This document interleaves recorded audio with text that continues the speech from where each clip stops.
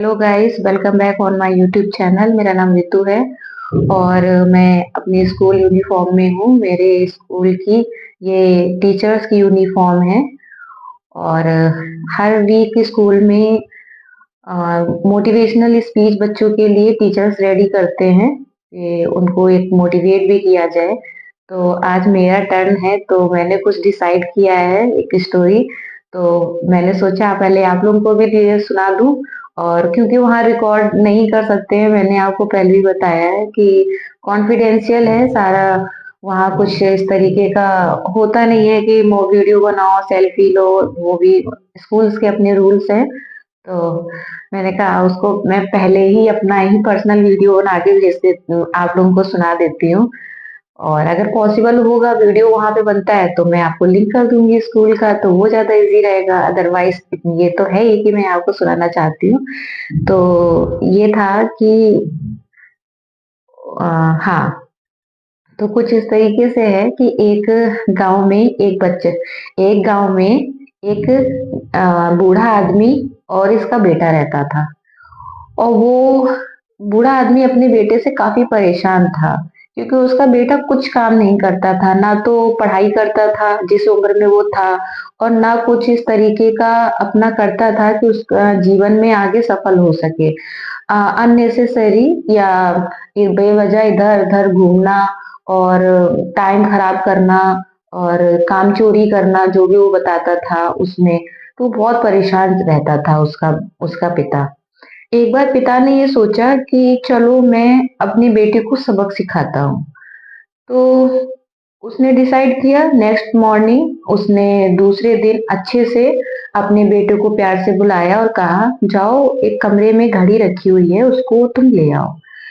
बेटा उदास मन से गया और ले आया और बोला, बताइए क्यों मंगाई है आपने? तो बोला कि जाओ इस घड़ी को लेकर मार्केट में इसको बेचने के लिए इसकी कीमत पता करके आओ। अब वो गया और उसने जैसे उसके पिता ने कहा था वैसे वो कीमत पता करने लगा। तो किसी ने उसकी कीमत 500 बताई, किसी ने 800 बताई, किसी ने 1000 बताई, मतलब हर व्यक्ति ने उसकी कीमत अलग अलग बताई। और वो पता करके वापस आ गया। उसने अपने पिता को सारी डिटेल बता दी कि पिताजी इसकी 500 रुपए किसी ने बताया, किसी ने ये बताया, इनका हर व्यक्ति के अनुसार इसकी कीमत अलग अलग है। पिता ने कहा ठीक है, इसको अंदर रख दो जाके। फिर उसके बाद दूसरी सुबह हुई और उसके पिता ने फिर अपने बेटे को बुलाया और कहा कि जाओ वही जो कल घड़ी लेके आए थे तुम वो घड़ी लेकर आओ। बेटा समझ नहीं आ पा रहा था कि पिताजी मेरे बार बार ये क्यों करवा रहे हैं। कहा था तो फिर ले आया। फिर लाके उसके पिता ने कहा कि अच्छा, आज फिर तुम जाओ और इस घड़ी में जो समय हो रहा है उसकी कीमत पता करके आओ। बेटे ने जैसा कहा वैसा करने लगा, मार्केट चला गया और जो भी उसे मिलता वो उससे पूछता कि इसमें जो समय हो रहा है आपके अनुसार इसकी क्या कीमत है। कुछ तो व्यक्ति उस पे हंस रहे थे, कुछ कह रहे थे कि इसकी मानसिक स्थिति सही नहीं है, क्योंकि ये कल आया था और मुझसे इस घड़ी की कीमत पूछ रहा था, और आज आया है तो आज इस समय की कीमत पूछ रहा है, ये अब पागल हो रहा है। फिर ऐसे ही उसने और लोगों से पूछा, उसको बड़ा असहज महसूस हुआ। उसने कहा चलो कुछ और एक दो लोगों से पूछ लेते हैं। तो अंत में उसने एक बूढ़े आदमी से पूछा। बूढ़ा आदमी अपने काम में बहुत व्यस्त था और उसने उसने उस आदमी से पूछा कि बाबा, इस जो घड़ी में समय हो रहा है क्या आप मुझे इस समय की कीमत बता सकते हैं? बूढ़ा आदमी काफी अनुभवी था अपने जीवन में और उसने तुरंत उस लड़के का प्रश्न समझकर स्माइल करी, मुस्कुराया। व्यस्त था लेकिन उसने फिर भी उस लड़के के लिए दो पल निकाल के, कुछ समय निकाल के उसको समझाया कि बेटा, तुम जो ये समय की कीमत पूछ रहे हो ना, समय की कोई कीमत नहीं होती है। और ये अगर ये समय निकल जाता है ना, तुम करोड़ों रुपए देकर भी अपनी पिछली जिंदगी का एक सेकंड भी नहीं खरीद सकते। इसलिए हर समय को उपयोग में लाओ, अच्छे चीजों में समय उपयोग करो, जो तुम्हें पसंद हो, जो तुम्हें करना चाहिए उसमें। और 24 घंटे होते हैं सबके पास, गरीब के पास भी, अमीर के पास भी। लेकिन ये तुम डिसाइड करोगे कि तुम्हें वो 24 घंटे कैसे व्यतीत करने हैं।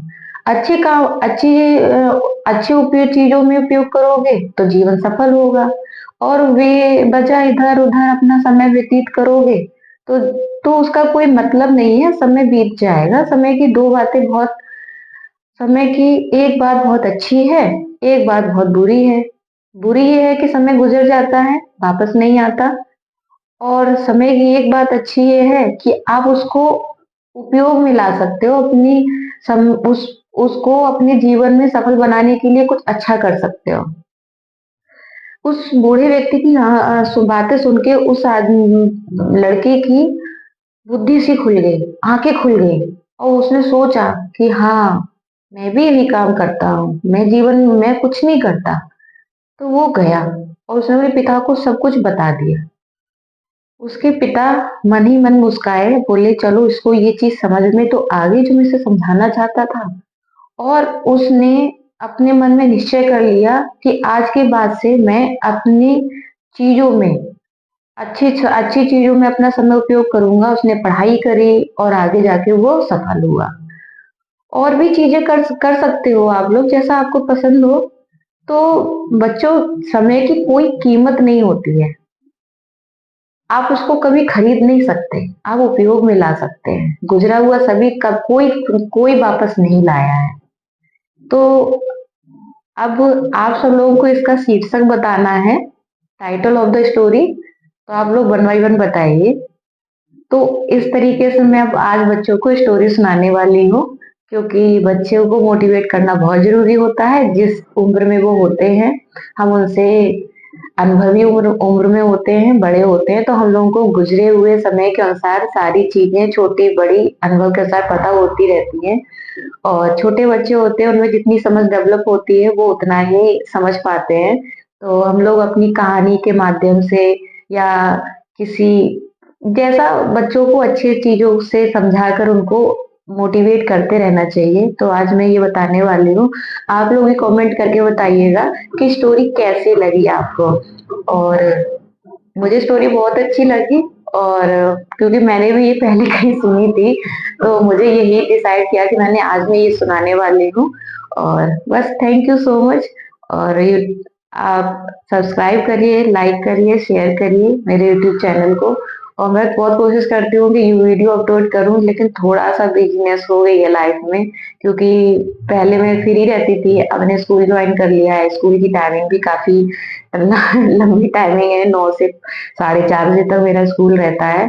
और फिर उसके बाद अपने पर्सनल काम में भी होते हैं, कुछ स्टडी भी कर रही हूँ, और घर के भी बहुत सारे काम होते हैं। जो भी मैरिड वुमेन है वो जानती हैं कि किस तरीके से जॉब के साथ अपने आगे मैनेज कर पाना उतना मुश्किल होता है, मैं ये कहना चाह रही हूँ।